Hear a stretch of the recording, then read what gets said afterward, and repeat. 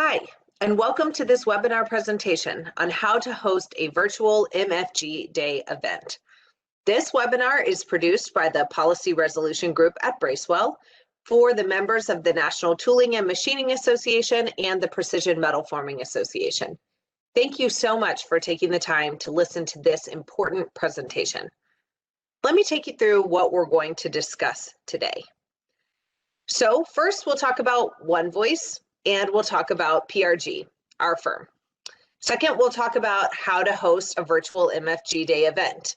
We'll talk about why you should do it, and we'll talk about how to do it, really the nuts and bolts of how to make it happen.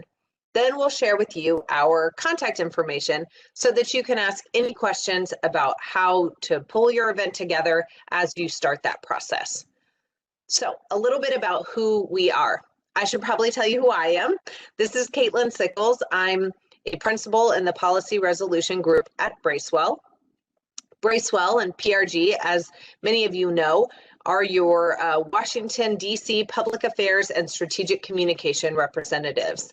Joining me for today's conversation are some folks you don't normally get to hear from PRG. So first, we have Emily Sedlak. Emily is an intern with us this summer, and she is a rising junior at Wake Forest University. She brings a lot of insight on the members of Generation Z, who are the folks that you guys are targeting for this virtual MFG Day event, as well as some perspective on how to host a virtual event and what are some of the best practices. So you'll hear from her. And then you'll also hear from Anya Ross. Anya heads up our multimedia and production work here at Bracewell. And she really brings a lot of expertise in terms of how to execute virtual events, what technology you need, what strategies work best. So you'll hear a lot from her. Usually you hear from our colleague, Paul Nathanson, who is a partner here in PRG at Bracewell. And while not on today's webinar, Paul really leads our efforts in amplifying the voices, the advocacy efforts of NTMA and PMA in print, digital, and other media. As you guys know, we work in close partnership with the guys at the Franklin Partnership, Omar Nashashibi and John Guzik, who really support Manufacturing Day because it is an opportunity to explain why manufacturing is important in the US and to reach policymakers and other decision makers who make the decisions in DC that impact manufacturing on Main Street. So why should you host a virtual MFG Day event? Well, first, let me take one step back and talk a little bit about what Manufacturing Day is. So Manufacturing Day is an annual event. It's held in October because October is Manufacturing Month, and it's held on the first Friday of the month. So this year, October 2nd is Manufacturing Day. So if you're watching this, you probably already know that Manufacturing Day is typically a unique opportunity for manufacturers across the country to open their doors to members of their community and students and really show people what is modern manufacturing today. This year, things are going to be a little different. As most of the country continues to cope with the COVID-19 pandemic, we anticipate that manufacturing companies who want to participate in MFG Day, which we hope all of you do, will want to look at virtual options. Maybe you won't have to have your event virtually, but maybe you will. Maybe the schools near you will be restricting field trips or visitors, or maybe your facility is doing the same. So if you can't bring students and community members to your manufacturing facility, then the goal of this presentation is to help you bring manufacturing to them. And so we're going to be talking about how to host a virtual field trip or a Zoom presentation, how to have a conversation with students in their classroom, and really talk about why that would work with this Generation Z audience that you're trying to reach. Now, I want you to know this. Over the years, we have seen a huge increase in participation from PMA and NTMA members in Manufacturing Day. Last year, we had nearly 50% of members participate. We know that from our annual One Voice survey. MFG Day is an important event, and we don't want to lose momentum. So even if you have to do the event virtually, we hope that you will take these tips and tricks and apply them. So first, let me turn it over to Emily. Emily, why don't you talk a little bit about why hosting a virtual event is a good idea, and what things that Generation Z audience, that coveted audience of next gen workers, wants to hear in a virtual presentation. 2020 has brought a unique set of circumstances that make it important to host an MFG Day now more than ever. Most of Gen Z will soon be entering the workforce, and due to the economic instability brought on by COVID-19, they will potentially be searching for jobs in a limited economy. Additionally, they grew up amidst the 2008 recession and watched their older peers accumulate significant student debt. As a result, they are increasingly likely to attend a trade or vocational school. They also want a more solid, stable, and flexible career compared to older generations. Gen Z is incredibly tech savvy, and there is mounting evidence to suggest that they want to apply these skills to their jobs. Gen Z is 7% more likely than millennials to work in manufacturing and 33% more likely to consider a job in manufacturing. However, they often have misperceptions about what the industry is actually like because of their boomer or millennial parents. It's important to host a virtual MFG Day to bust these myths and appeal to Gen Z's unique set of skills and desires. Additionally, a virtual MFG Day will allow teachers to add valuable content to their day aimed at encouraging students to think about their futures. MFG Day will give students something to be excited and passionate about, especially if they're dealing with the monotony of an online school day. Thank you, Emily. I think those are all really good points and really important for everybody to hear about why a virtual MFG Day event is important and how it could be valuable to your local school and the students there and their families. So thank you for sharing all of that information. Now I'm going to turn it over to Anya Ross, who, as I said at the start, is our head of multimedia production and design. Anya, I want you to walk people through, everybody's convinced from the start of the presentation that yes, we should host a virtual MFG Day event. I want you to really walk people through how to do it. So the nuts and bolts of how to make this happen. Sure, thanks, Caitlin. So we're going to do this section in 3 parts. The first one is just getting organized. How is this going to work? How are you going to get people interested and aware of it? Then we'll go to execution, which is how to actually pull it off. What are you going to do to make this virtual tour or however you want to structure your event possible? And then lastly, following up. You're making a cool virtual product that you can be proud of. How do you monopolize on it going forward? So to start, just getting organized. This is going to be very similar to past manufacturing day events. It's important to target your local audiences. That is school districts, teachers, local shop programs and trade schools, parent groups. I'm sure a lot of parents in all over the country are looking for ways to entertain and distract their children while virtual schools are happening right now. And then, of course, it's always important to target your local government programs and local officials. Many government officials are always looking for ways that people in their community and their constituency are engaging the public, especially when it comes to economic and skills gap related stuff going on in town. So that's always very important. You want to make sure that they're aware of it because a lot of them will love to have some free content. So that's who we want to target. How are you going to target it? This is something that when this presentation will be made available to anyone who's watching, you can jump in and grab these links in the PDF that we share. These are just some great resources to build your contact list. Who specifically should you be reaching out to in your local schools, your local skills programs, maybe your PTA chapters, and then of course, various government officials. And once you have that contact list set up, how are you going to reach out to them? What are you going to say?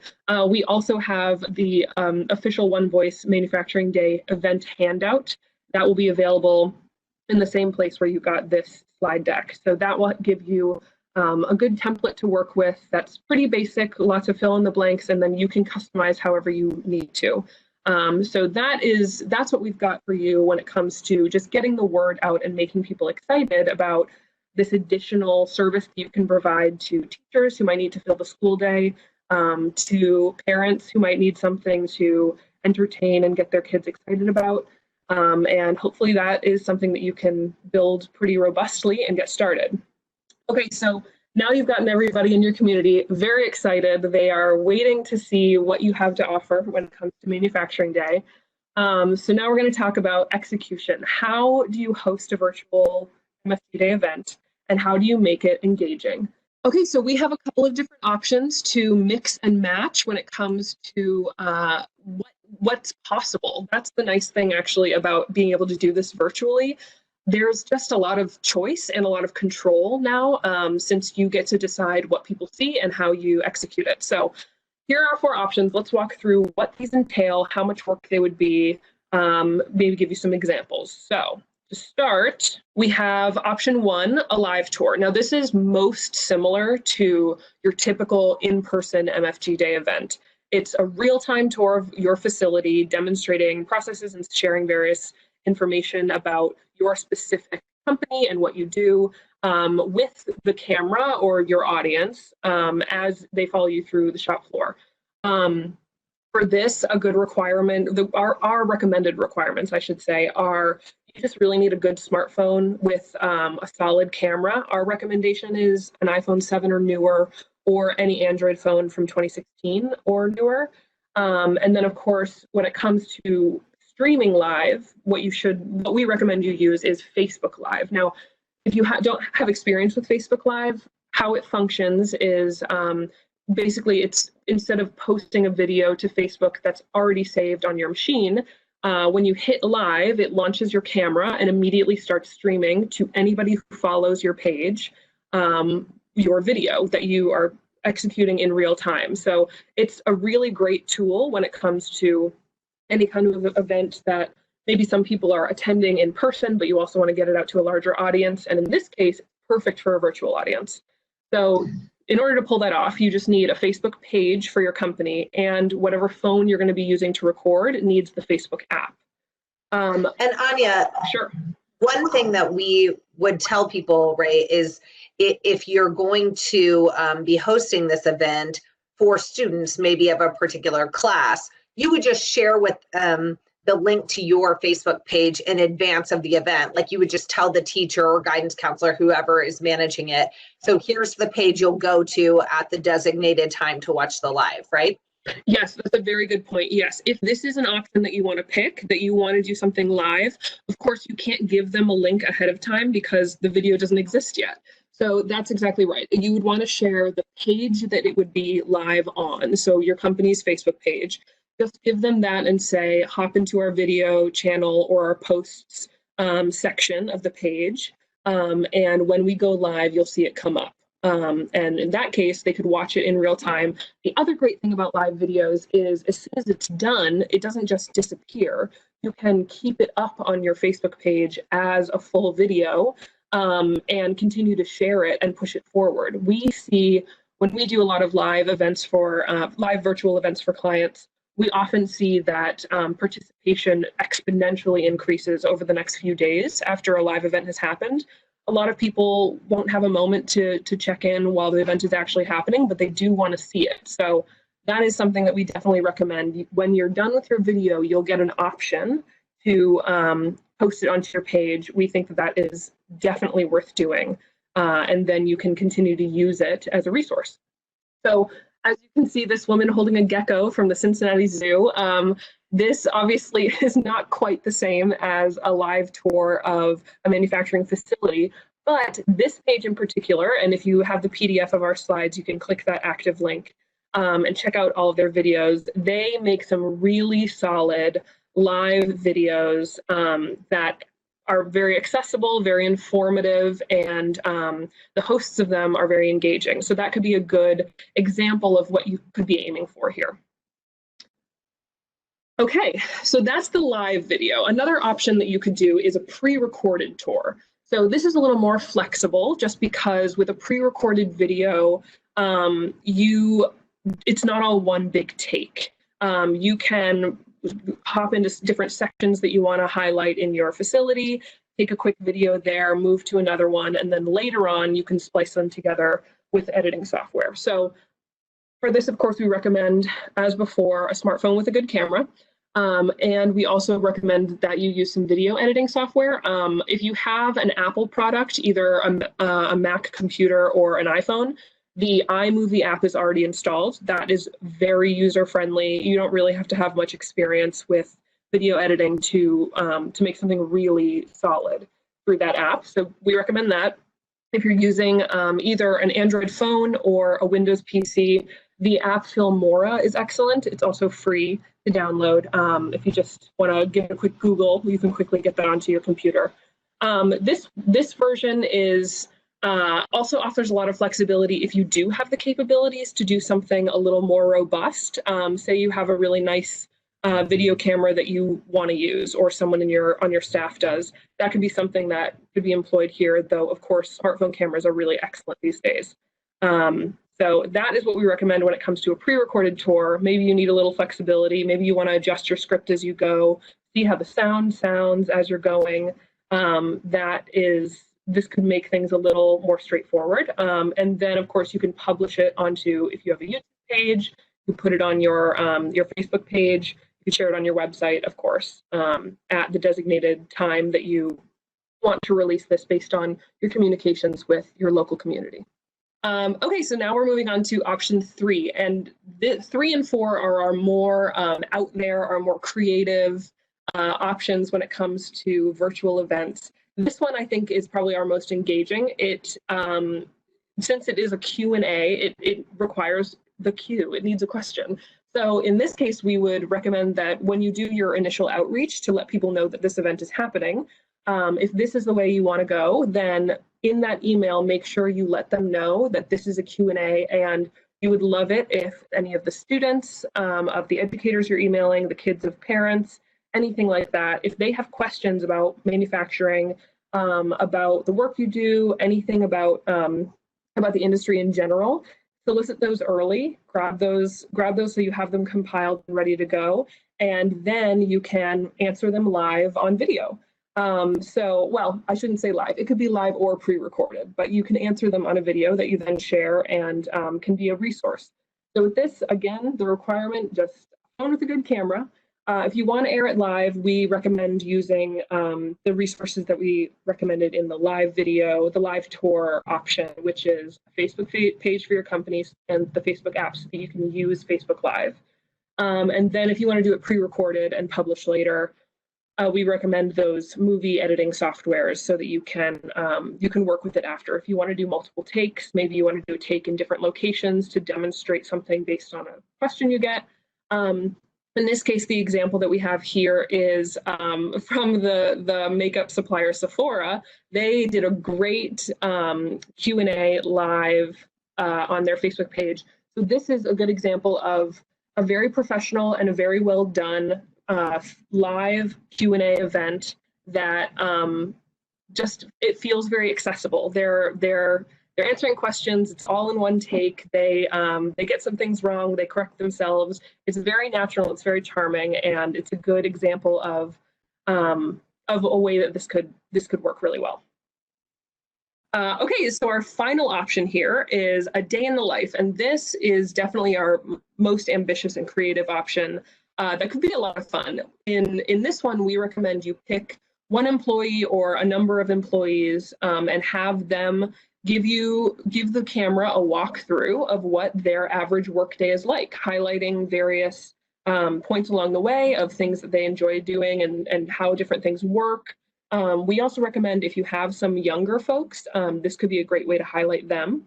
With this one, as usual, the requirements will not surprise you anymore. A smartphone with a good camera and some video editing software. This one could, of course, be live, but if you want to make it a little more dynamic, you'd probably want to do something pre-recorded and then you can edit it after. A great example of how something like this could work is this video here from Rolls-Royce, highlighting a specific employee, this engineer who is discussing her apprenticeship. So that is a great one. It's a really quick, it's pretty straightforward. And if you want to click that link in the PDF of these slides, that'll give you a great example of just a quick and straightforward video that demonstrates your specific facility and how cool it is to work there. Okay, so now you have all these options for what your video content could be, and great, you have a camera, you're ready to go, you have a Facebook page, you're ready to go live, but what do you talk about? So we want to really make sure to highlight that great presentation that Emily did earlier about the rise of Gen Z in the workforce, how they think and what they prioritize, and that really needs to be the highlight of your walkthrough. Of course, you are going to talk about the industry and your specific work and what you do and the components and products that you make, but you want to be able to phrase it and frame it in a way that highlights these kind of buzzwords that Gen Z and younger people who are just starting to think about entering the workforce are looking for. So what does that mean? This is your cheat sheet. So these are our top tips for the priorities that Gen Z has and what does that actually mean. So here are some examples. When it comes to job stability, one thing that Gen Z really appreciates is seeing how what they do impacts the bigger picture. Like how does it benefit everyday life? How does it fulfill the needs of industries and consumers? And in their day-to-day life, when they're walking down the street, how will they see different ways that these things that you make are improving the world around them? That is really big. That is interesting to them. That makes them feel like they're part of a bigger picture. The other things to highlight are opportunities for growth. That's really big for Gen Z, as Emily mentioned. They want to make sure that there's a way to move forward. They're a little afraid of being stuck in one position for a while because of that financial anxiety that they witnessed in the recession and now, of course, in the pandemic. That's important. If there's anyone that you can highlight who started as an apprentice or started as a lower level employee and has moved up, that's something worth highlighting. And then the big one that, of course, everybody is aware of is tech-driven. That's definitely a word that a lot of people use when describing Gen Z. They're digital natives. They are very literate when it comes to technology. It's something that they can pick up very quickly. So any way you can demonstrate how processes and machines in your shop have evolved and maybe specific tasks that demonstrate some of the more cutting edge tech in your facility, that will really speak to them and be very interesting. And then, of course, the last one, which we've mentioned, is flexibility. So a lot of Gen Z, they're not interested in work being their whole life, but of course they want their work to mean something. So it's kind of finding that balance of a meaningful and stable and like growth opportunity filled career, and also time for family and time for other obligations and hobbies. So if that's something that you have available, that's worth highlighting, like how your shift system works. If you have any employees who can provide an example of how the flexibility helps them manage other things in their lives, that could be a good thing to quickly touch on. These are our kind of 4 pillars of stuff you should definitely talk about when you're highlighting the various aspects of your shop. And I hope that that's useful, a little cheat sheet to get you through the videos once you're ready to go live or you're ready to start pre-recording. So with all that said, now you have produced an incredible manufacturing day event. It went well, maybe better than well. You're going viral on Facebook. What are you going to do after? How do you monopolize on this, especially knowing that there weren't any people that physically came to your shop that you can follow up with? How do you kind of monopolize on the fact that you have this really great content now? So we are all about the post-event promotion. It's just as important as getting people in the door or logged into Facebook. So you can, of course, share the entire video of whatever you have made here to put on your website, on your social media. If you have a YouTube account, that would be great too. But also if there are specific clips, moments that were like really excellent and really demonstrated something that you're proud of and you want to highlight, it's worth it to quickly use some editing software, clip that part down, and get that also circulating on social media. It's worth sending all that stuff too in a follow-up to the government representatives of your area. A little summary of your event with any archived photos or clips or anything like that will be really great for them. And it's just pre-packaged content that they get to share, and they can highlight you. And then, of course, anyone who is on your outreach list, whether or not they attended, it would be worth checking in with them and giving them that kind of summary of the event with anything that they can view. In addition, it's worth letting them know how they can get involved in any programs that your shop works with, whether it's an educational program, internships, apprenticeships. That kind of stuff is really useful and can get people in the door when it comes to stuff that they found compelling from your presentation. They can take it to the next step. So this is the little package of everything that you want to let people know. Here's what we did. Here's how it worked. It was a huge success. We're looking forward to next year. So that sums up the whole package, the start, the middle, and the finish of hosting a virtual event for MFG Day, and I hope it was useful. Here is our contact information. Caitlin, I'll hand it to you to wrap it up. Thanks, Anya, for all of that information.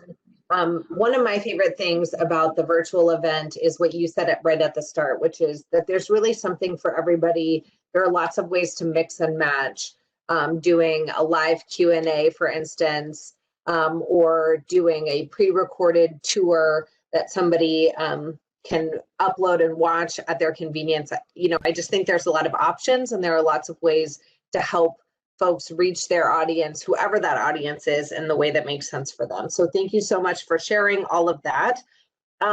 We anticipate that people might have questions. So if you've watched this and you have questions or ideas, things you'd like to run by your association reps or our team, please do reach out. You guys know how to reach the representatives at PMA and NTMA who can answer your questions, but here's our contact information as well.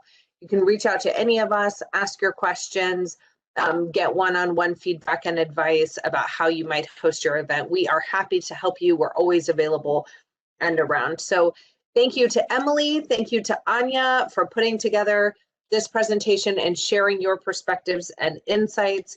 I hope that this has been a valuable presentation, and we look forward to seeing MFG 2020 live on Facebook or on the internet, wherever it takes you. Thanks very much.